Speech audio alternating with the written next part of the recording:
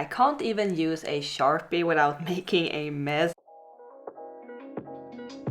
Hi everyone, so yeah, let's open another ScrawlrBox. Just one little rip and you're into your art supplies. Also, if you would like to check out ScrawlrBox yourself, I will have a link in the description box below. I am not sponsored, but it is an affiliate link, which means that it will help me out a little at the same time, to no extra cost for you guys, of course. And there will also be a discount code for you to use. Let's see what this little pizza box got in store for us. Ooh, this one is dark. Let's move this out on the desk. I think this is really awesome. Every time that a box is purchased over at ScrawlrBox website, they will donate to treesforthefuture.org, a tree planting organization, which is awesome. Which means that every time you purchase a ScrawlrBox, you're also planting a tree at the same time, kind of. Oh, it looks like we got some sort of grayscale theme going on here. Yeah, we have the Scrawler theme, May 2020, and this is a new feature in the ScrawlrBox. I think the previous box was the first one having this. I don't want to look at it just yet because it might spoil what's ever in here. So let's have a look at the featured artist. Wow, this is so pretty. It almost looks like a photograph. So the featured artist is Phoebe Cripps, and here is where you can find them and their art. Then we got a whole little pad with these gray paper sheets. I don't think I've ever drawn on gray paper, so that will be very interesting. Paint on Multi-Techniques by Claire Fontaine or Fontaine A5, 250 grams, and we got 8 paper sheets. And I think the word gris or gris, I think it's pronounced in French. It means gray, obviously, but it also means pig in Swedish. Some of the art supplies has obviously fallen out of the package, so let's have a look. We have a pencil sharpener in 2 different sizes. This one have a bit of a old-fashioned art supply look to it. It is by Winsor & Newton, medium kneaded putty rubber. Usually it comes wrapped in some sort of plastic to keep it safe from dirt and dust, I suppose, but the edges are totally exposed. And then we have this very dark candy, and I hope it is licorice. It smells kind of minty though, so I'm not sure if it is licorice. So let's have a look in here. Let's put this to the side. We have a sticker with some sort of charcoal pattern or texture. We got 2 little packages of some sort, but let's start with the pencils. So we got a double-pointed or double-ended pencil. It is an eraser pencil. I don't know why they have 2 different colors, but maybe it is different hardness of the eraser perhaps. And then we have a Lyra pencil, a Rembrandt Splendor, and it is a colorless blending pencil. It will give you a glossy surface and help blending tones together seamlessly. So yeah, a colorless blender. Then we have these 2 guys, also by Lyra, and it is Rembrandt White Pastel and Sepia Light. Then we have another pencil by Koh-i-Noor, and it says Gioconda, blah blah, and it is a charcoal pencil ideal for fine-tuning your sketches. And then we have these little packages, and I think I can see what this is. It is by Eco Living. Yeah, we got Q-tips or cotton buds or swabs or whatever you call it, and I think it might be to blend the charcoal with, but I think it is great that they show you some different options that you can use instead of other things. This is something that people often have at home. It isn't listed on the menu, so I think it is just a bonus item. And then we have this little package, already making a mess. 2 pieces of Coats Willow charcoal sticks, and we got a sea white black compressed charcoal block, the charcoal block or the crayon, and the charcoal sticks. So now when it's all unboxed, let's have a look in the Scrawler scene. Here we got some information about charcoal, ScrawlrBox gallery for the previous Scrawler challenges. I didn't see it at first, but my art got featured. Woo! We got some tips and tricks from the featured artist about charcoal, and some information about the artist themselves, and some information about the art supplies. And the candy is actually mint with a toffee center. Sounds delicious. And we have the Scrawler challenge challenge, which is Carbon Heroes. That sounds interesting. I think I say that every time. That sounds interesting. Seems like I'm supposed to make a charcoal portrait. That is a little scary to me, to be honest. I kind of don't want to waste the paper, but I don't really have any other gray paper to swatch on, so we'll just have to sacrifice one. Let's see if I can get this kneaded eraser out of the box without destroying it. And it's already dirty. A kneaded eraser is very useful because you can shape it in any way that you like. I love kneaded erasers because they don't leave any eraser dust on the paper, so that is awesome. Let's start with a Gioconda charcoal pencil. And let's sharpen these ones. These are apparently chalk pencils.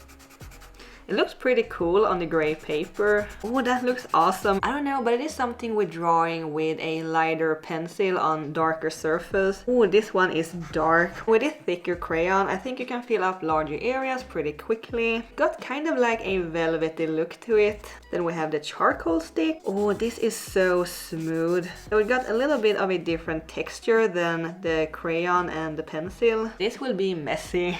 Let's smudge it a bit with the cotton buds. Notice that these are actually paper sticks and not plastic, so that is good. That is working really well. So let's see what this blender pencil does. Not exactly sure what I can use this for, but it definitely gives a more of a glossy texture to the paper. And then we have the eraser pencil. So yeah, the white side is a little harder and the pink side is a little softer. And with a kneaded eraser, since you can shape it in any way you like, you can use it to create textures with. And yeah, the eraser will become very, very dirty. So yeah, there is a lot of things that you can do with these art supplies. Also, before we get started, I just want to mention really quick that if you would like to get my art as art prints or other things, I have opened a shop, so feel free to have a look. I will have a link in the description box below and also over there. So yeah, there we have it. Let's try to create something using these art supplies. So even if I have practiced a little using charcoal and pastels and stuff like that, I still don't feel super comfortable working with it. It isn't my favorite art medium, to be honest. It is messy and it's dirty. So I decided to do a warm-up piece since I've never worked with charcoal on gray toned paper before. But it was very interesting starting with a mid-tone and then build up both the shadows and the highlights. Last week I worked on black paper and I could only build up the highlights, so yeah, it is really fun to step out of your comfort zone every once in a while to try something new and learn something new. Anyway, I'm drawing this peony, I think it's called, and I'm not a huge fan of drawing flowers, really, not realistic ones anyway, with intricate petal design. It makes me very confused when the leaves or petals are layered, but peonies, that doesn't sound right, but they are pretty and I wanted to draw one to practice using the charcoal, especially the white for the highlight, since I've never really worked with white charcoal or pastel before. And yeah, there are definitely things that I could have done differently. I could have gone in a little more gently or lighter with the white, or make it a little smoother to give the petals a softer and more glowy look. It kind of reminds me of a pine cone as it is right now, but I think I gained some sort of information from doing this piece. I got a little more familiar with art supplies and the toned paper, which made me a little more confident for my next piece. And yeah, I am kind of happy with this peony pine cone. Looking at it at a distance, it looks pretty. You should never look at art too close anyway. And for the next piece, I made a sketch of Sally the cat, and it seems like she approved. I think she didn't sneeze on it at least. And I really didn't have any plans going into this. I just started adding the charcoal to build up the shading, and it is really nice to already have that mid-tone there in the paper. It feels like it saves you a lot of time and a lot of work The charcoal stick, it is so smooth and it blends so nicely. It is perfect to add as a base for the shading, and then going in darkening the shading and the stripes in the fur with a crayon and the pencil.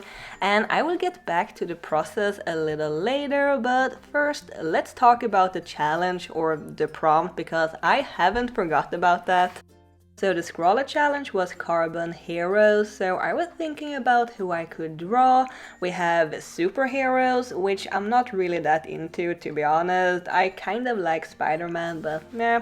I also considered all of the real heroes that are out there standing up for themselves and others and for justice in the world. That is so super admirable. Those people are the real superheroes. But then I was thinking, who's a hero to me personally? And there are so many in my life that I could call my hero, my family, mom, dad, brother, my boyfriend. They're all very important to me. But honestly, I just didn't feel like drawing a person, especially not on this super teeny tiny piece of paper. When I'm drawing portraits, I need a lot of space. So then I decided to draw Sally. Yes, I gave myself an excuse to draw a cat again, but honestly, without Sally, I would probably go insane. So I work from home and I've been doing so for 7 years now. I first did it in my job and now I'm doing it as a self-employed, and I love it, but I'm at home alone all days, and now in the past 2 years we have this big house, so it is even more alone now than when we were living in the apartment. But I never really feel alone because Sally is always there. When I work by the computer, she comes up and she wants to lay next to me, just like she's doing right now. She's sleeping right next to the keyboard, and then she can sleep there for hours. And as you've seen, she often shows up when I'm drawing, just walking right across the paper and the paint and everything. And then she sits right next to the microphone when I'm recording, and she cleans her butt, making awful noises.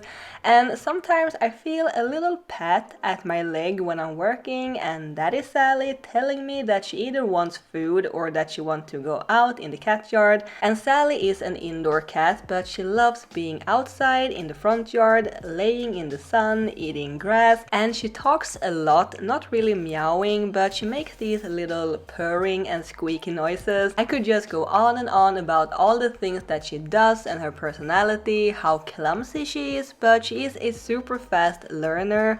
She's so sweet and kind. My mom got this tiny little energetic dog that is super playful, and she's just so patient with him. But yeah, I guess she's my hero in the meaning that she brightens my days, keeps me company, makes me laugh, she keeps me sane when I'm alone, and she inspires me. It is powerful how such a little creature can give you so much love, and being so loved, it is crazy. I kind of feel like a mid-schooler writing an essay about my cat, but I know that I'm not alone loving my pet, obviously. Anyway, let's talk a little about the art.